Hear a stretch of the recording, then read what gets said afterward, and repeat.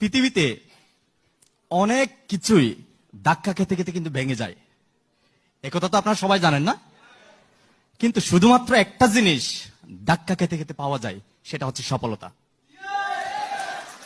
আজকে ডিএক্সএন পেয়ে আমি সত্যি গর্বিত, আমি সত্যি আনন্দিত। এই জন্যই আমি প্রবাসে এসেছিলাম একজন এমব্রয়ডারি ডিজাইনার, সেখান থেকে কনভার্ট হয়ে একজন ড্রাইভার, আর সেখান থেকে ধাক্কা খেতে খেতে খেতে খেতে মেম্বার হয়ে ডিএক্সএনে, মেম্বার থেকে স্টার এজেন্ট, স্টার রুবি, হাঁটি হাঁটি পা করে তিল তিল করে অর্জন করেছি star diamond, executive star diamond, আজকে আলহামদুলিল্লাহ সিনিয়র স্টার ডায়মন্ড। আলহামদুলিল্লাহ,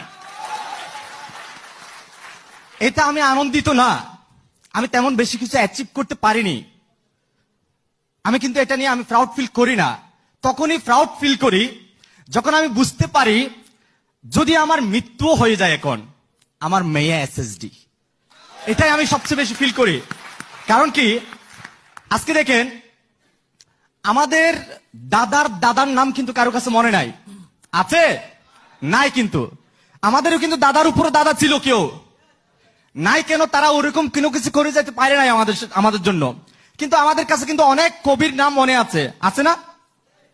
তো বর্তমান যুগে এমন একটা সুযোগ, আপনি মরার পরেও 1000 বছর জীবিত থাকার সুযোগ আছে যদি ডিএক্সএনে আপনি ভালোভাবে একটা প্ল্যাটফর্ম তৈরি করেন, আপনার একটা পজিশন ক্রিয়েট করেন।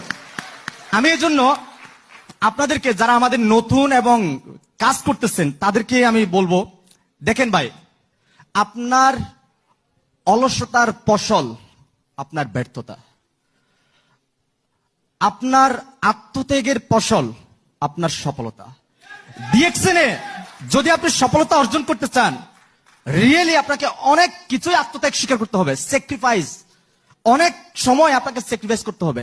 এই জায়গাতে আপনি হার মেনে যাচ্ছেন স্যাক্রিফাইস না করার কারণে। স্যাক্রিফাইস করুন, স্যাক্রিফাইস করার জন্য চেষ্টা করুন। আমাকে আমার ছোটবেলার বন্ধুরা কিন্তু কেউ আসে না আমার সঙ্গ দিতে, তারা আমাকে বলেছিল তুমি আগে এগিয়ে যাও। আর এখন কি আমি কি এগিয়ে যাই নাই? বাট এখনো কিন্তু তারা আমাকে সঙ্গ দিচ্ছে না, এখনো তারা আমাকে বলে তুমি আরো এগিয়ে যাও। বাট আমি তাদেরকে বলতেছি আমি যে এখন কত পরিমাণ এগিয়ে গেছি, যদি তোমরা বুঝতে পারো তাহলে কিন্তু পাগলের মতো আমার পিছনে দৌড়াবে। কিন্তু এই জন্য আমার কথা শেষ করতেছি এটাই বলে, দেখেন ওরা সবাই আমাকে দেখে হাসে কারণ আমি ব্যতিক্রম, আর আমি তাদেরকে দেখে হাসি কারণ ওরা সবাই একই রকম।